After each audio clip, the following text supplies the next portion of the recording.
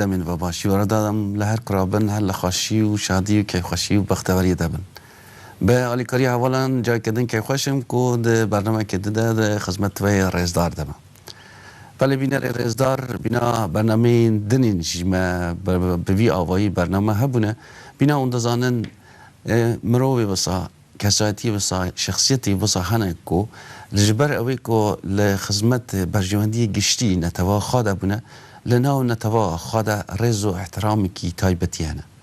او مروانا جبر اوی کو بشی کی زور لجیانا خوا بو خدمتا نتوی بو برجواندی نتوی برجواندی کی گشتی خلکی خواد دانینه لناو خلکی خاده رز و احترامی کی تایبتی هنه لناو همون نتوین جهانی ده وسایه ده ناو نتوا کرد او خلکی کرد جی او مروانا پرن جبر اوی کو خلکی کرد بسالانه برخاده ده او خباتو کشینی ده بو رزگاریا نتوی او بپرسا گشتیا کرد او مروی این کرد او کسایتین تایبتی و قهرمانی کرد گلک جارا هر بمرنه لناو کوملگا ما و لناو جواکا مدنه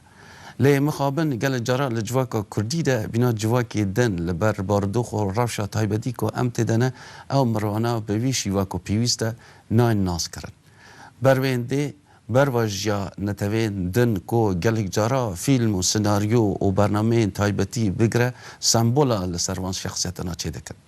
او هنده کو جمره دبینه بینا برنامه کی گلک جاران به وی آوایی و تایبتی هم حزکن اوان کسایتی اوان شخصیتی کرد بدن ناسی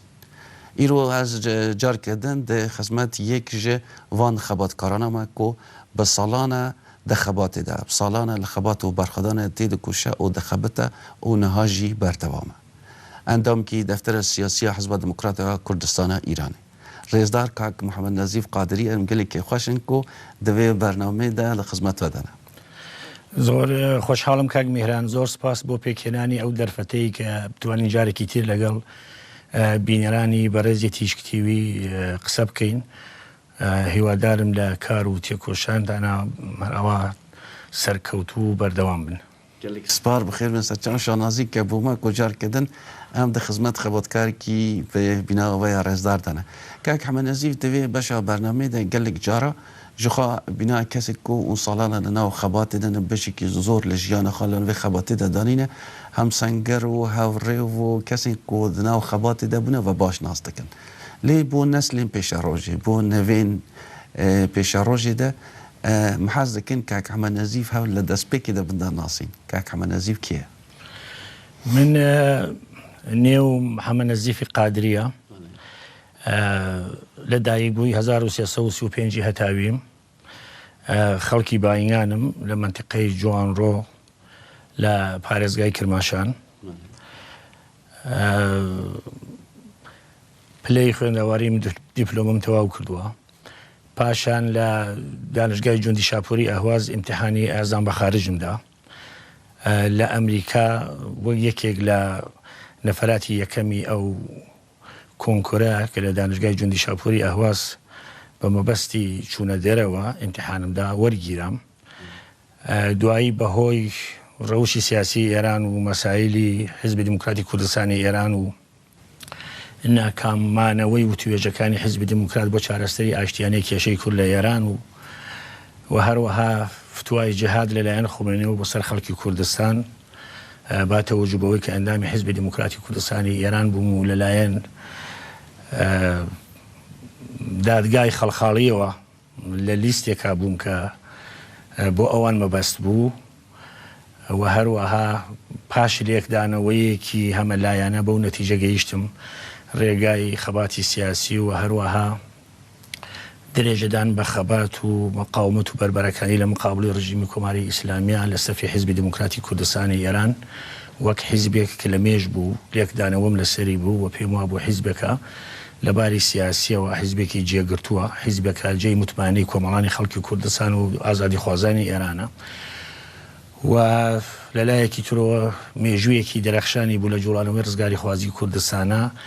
ئاوەتەکانی خۆم بیر و بۆچوونی سیاسی خۆم لە سەفی حیزبی دیموکراتی کوردستانی ئێران بینی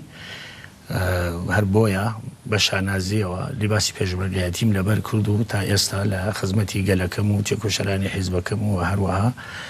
مبارزەیەکی بەردەوامم دژی ڕژیمی کۆماری ئیسلامی ئێران. بله گەلێک سپاس کاک محەممەد نەزیف تا بەرسەوە پرسیارە ئەولی بەرسەوە بەشێکی زۆر لەوێ ڕۆنشتنەیەدا هەنێکی بەلاز و ئاگاداریکی دەستپێکیدا کورت و پۆخت بۆ پینەرەدا لێ مەحەزە کرد بێژم لە ناو مالباتەوەدا مەسەلا بە هەورەبوون بێ هەر ئەمها دەست پێ بکەون چەند خوشک و برابوون لە ناو مالباتەخوادا ئێمە 4 برا و 3 خوشکین. بەڵێ ئەرزت بکەم ئەو خەڵکانەی کە من ئەناسە نەزان ئێمە لە بنەماڵەیەکی ناسراوین. بنەماڵەی ئێمە هەر لە مێژە پەیوەندیان بە جوڵانەوەی ڕزگاری خوازی کوردەوە هەیە و هەستین نەتەوەی و نیشتمان پارێزی و وڵات پارێزیان تێدا بووە. لە شۆڕشی شێخ مەحموودی نەمر یەکێک لە خزمانی ئێمە بە نێوی میرزا عەبدوڵای حەیدەری پێشەنگی ئەو خۆناغە لە کوردایەتی بوو کە لە باشووری کوردستان ناتوانی لە ئاستی سەرەوە لە حکوومەتی شێخ مەحموودی نەمرە نەقشی ببێت و دەوری ببێ. بەداخەوە دوای گەڕانەوەشی لەلایەن دەسەڵاتی پەهلەویەوە بێسەر و شوێن کرا. لە شۆڕشی ئەیلول کە لە ساڵەکانی 1961 لە باشووری کوردستان دیسان دەستی پێکرد زۆر کەس لە دۆستان و خزمانی ئێمە پەیوەندیان بە شۆڕشەوە کردووە و توانیویانە ئەرکی نەتەوەی و نیشتمان پەروەری خۆیان بەجێ بگەێنن. بۆ خۆیچم لە جەرەیانی مەسایلی تەحسیلی و هەروەها خوێندندا یەکی لەو کەسانە بووم پەیجۆر بووم کونجکاو بووم بە نسبەتی مەسەلەی ماڵەوە شۆڕشیرە غەریب نەبیە ماڵەوە شۆڕش و خەباتی سیاسی و بەربەرەکانی لە بەرامبەر زوڵم و دیکتاتۆری بەشێک لەوە کار و تێکۆشان و خەباتی بنەماڵەی ئێمە بووە. جگە لەوەیش لە جوانڕۆ کە بەگزادەکانی جوانڕۆ لە بەرابەر حکوومەتی ڕەزاخانە هەڵویستیان کردووە تەسلیمی سیاسەتی دیکتاتۆری و شوێنیستی نەبوون. ئەویش بۆ من دەرسێکی خۆڕاگری بوو. بەگشتی لە سەردەمی خوێندنیشمان کە لە شاری پاوە بوو بۆ من بەشێک لە خاتراتی لەواخە ژیانی منە بۆ من ئەزمونێکی باشی لەگەڵ بوو. لەوێ جموجوڵی سیاسیش کە لە ساڵەکانی چلا دەستی پێکرد بوو کۆمەڵێک لە مامۆستایانی دەبیرستان و لە بەگزادە نیشتمان پەروەرەکانی هەورامانش کە لەلایەن ساوەکەوە گیران و ڕەوانەی جەلدیان کران و ئێدەیەکیان ئەعدام کران ئێدەیەکیان حکمیان لەسەردرا. بۆ من ئەویش دیسان وشیاربوونەوەیەک بوو داچڵەکانێک بوو کە کاک محەممەد نەزیف ببوورە لە تدکاری هەنێک لەسەر ئەو ڕەوشە تایبەتیە ئەوێ دەمێ ئەو دەڤەرە جوانڕووی و ئەو دەڤەرێن کەرمانشای بگشتی ئەو ڕەوشە وێ دەمێ کۆ پێش ئینقلابێدا پێش شۆڕشان گەلێ ئیرانێدا هەبوو بۆ ئەوە کۆ ئەو حەسێکی تایبەتی دەدا خۆرتکی جوانێکی و کەسێکی کۆ گەهشتیە حەز ئاشنا لەگەل ئەوان تشتانە بۆ ئەوە کۆ بەر بە شۆڕشی وازەدەتر بچێت. ئەرزت بکەم هەروەکی باسم کرد هەر لەو قۆناغی کە من لە پاوە بووم و لە منتقەی هەورەمان و جوانڕۆ تەعقیبی مەسایلی سیاسی و کوردایەتیمە کرد ڕۆژێک کتێبێکم لە دۆستێک وەرگرت بیخوێنمەوە شعرێکی تێدا بوو شعرەکە زۆر منی تحتی تاثیر قەراردا لەواقع زۆرتر هانەیدان بەرەو کوردایەتی بەڵێ شعرەکە بە هەورامی نووسا بوو ئەو کاتە بوو کە بەهمەن بەگ و نیازی بەک دوو کەس لە بەگزادەکانی هەورەمانی لۆهۆن ئەعدام کرابوون. وا دیارە ئەو کابرا بە جوورێک هەستی خۆی دەربڕی بوو تەبیعەتی شعرەکەش کە نووسی بوو وا دیار بوو لەگەڵ ساوەک بوو بۆ من زۆر سیر بوو. شعرەکەی ئەوە بوو واچە بە کەڵان بکەرەن بازی تیرباران کران بەهمەن و نیازی. ئەوان هەردووکیان سەیاد بوون شکارچی بوون وەختی خۆیان جگە لەوەی هەستی نیشتمان پەروەریوانیان بوو. ئەو کابرا بە بیستنی خەبەری ئەعدامی ئەوان وا دیارە خۆشحاڵی دەربڕی بوو و بە جۆرێکیش کۆنتاکێکی بە ساوەکدا بوو خاترجەم بن ئەوە بەهمەن بە گونیازی بەگە ئەعدام کران بە ئاسکە کوێویەکانیش بڵێن یا بە ئاسکە کوێویەکانیش خاترجەم بن ئەوانەی کرد تا دوێنێ ڕاویانەکردن ئەوە نەمان ینی بەگشتی شعرەکە معنیدار بوو لەلایەکەوە بە نظام ئەڵێ ئۆپۆزیسیۆنتان یا مخالفینتان ئەوە ئەعدام کران لەلایەکەوە شتی تەشبیهیە بە ئاسکی کوێویەکان ئەڵێ ئەوە شکارچیەکان نەمان بەگشتی بۆ من خوێندنەوەکە ئەوە بوو ئەو دوو ئینسانە تەبیعەتەن جایگایەکی نەتەوەی و نیشتمانیان بووە و ئەو حساسیەتەی کە ساوەک و ساوەکیەکان بەنسبەتی ئەوان و بوویان بۆ من دەرکەوت ئەمانە کەسانێکن کە حتمما شیاوی ئەوەن ڕێزیان لە بگرێ و خاوەنی هەڵویستینەتەوەین دوایەکەی تاقیبم کرد کە بەڵە کۆمەڵە خەڵکی تر لەگەڵ ئەوانەی ئەعدام کراوە هەمویان پەیوەندیان بە ئەحزابی سیاسی و جەریانهای سیاسیوە بۆ ئەمانە لەواقع ئەوە بۆ من ئەزمونێکی سیاسی بوو کە هەمیشە بەڕاستی ئێحساسی دەرونیم ئەوە بوو بەشێک لە بە قەوڵی کابراوتی داچڵەکانی ئێمەمانان یعنی ئەو جۆرە حرەکەتانە بوو کە پەیامی نەتەوەی یا پەیامی سیاسی لەگەڵ بوو بۆ ئەوانەی کە علاقەمەندن بە ئەو مەسایلە هەروەک باسم کرد لە منتیقی هەورامان و جوانڕۆ لەگەڵ ئەوەی موقعیەتی جغرافیایی ئەوێ و موقعیەتی سیاسی ئەوێ لە زۆر بارەوە بەنسبەتی ناوچەکانی ترەوە فەرقی هەیە بەڵام خەڵکێکی ئاگا و وشیار و بە هەڵویستی لێە ئەگەر چاو لە سەردەمی مەشروتیەت بکەین ڕووداوەکانی دوای ڕۆخانی قاجاریەکان بکەین ومانە چەندین مەقاومەت و خۆڕاگری لە منتیقی هەورامان و جوانڕۆ هەتا ئەگەت و منتیقی داڵەهۆ و ڕوانسەر و خودی کرماشان لەو منتیقە بووە هەمووی بەیانگەری ئەوەیە کە هەستی نەتەوەی هەڵویستی نیشتیمانی لەلایەن ئازادی خوازان و نیشتمان پەروارانی ئەو منتیقەوە ڕەنگی خۆی هەبووەوە دەنگدانەوەی بووەوە پەیامی لەواقع ئازادی خوازی نەسڵ دوای نەسڵ بووە بۆ ڕۆڵەکانی ئەو مەڵبەندە و هەروەها بەگشتی بۆ تێکۆشەرانی کورد کە ئەو بەشەش لە نیشتمانی ئێمە بزوتنەوەی ڕزگاری خوازی تێدا بووە ئینسانی نیشتمان پەروەری تێدا بووە و بەگشتی پەیامی خەبات و تێکۆشانی لەگەڵ بووە لە vê demê de şoreşek dest pê dike û vê revê dibijêrî çawa nate vê demê de û bû berdewamî bû xebatê Hizba Demokratîk Kurdistanê Îranê dibijêrî ئەرز بکەم حیزبی دموکراتی کوردستانی ئێران تاریخچەی خۆی هەبوو هەروەک باسم کرد زۆر کەس لە پیاوە ناسراوەکان و نووسەران و کەسایەتی ئاینیەکان و هەتا خەڵکی ئاشنا بە مەسایلی سیاسی بە نسبەتی کۆمەڵەی ژێکاف و حیزبی دموکراتی کوردستان و جمهوری کوردستان و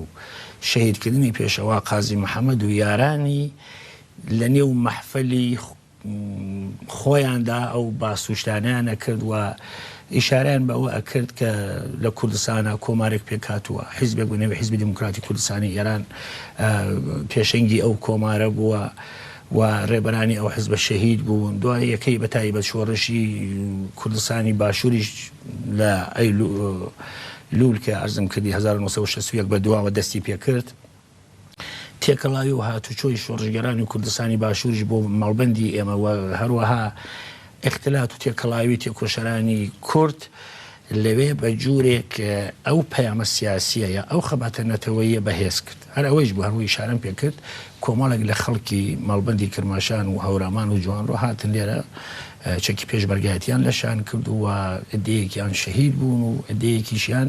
بە نسبەتی مەسایلی سیاسی و خەباتی نەتەوەی و ئەوانە ئاشنا بوون و دەنگدانەوە و ڕنگدانەوەی لە نێو گەنجەکانە زۆر بەرچاو بوو چاوە بوو تاخوا بینا پیشمەرگێکی حیزبی دموکراتە کوردستانە ئیرانێ چاوە خوا دەدیت بینا بۆ یەکەمین جار چەکی پیشمەرگاتی بگری دەستی خات چۆ ئەحساس چه حەسێکی تایبەتی هەبوو بەهەرحاڵ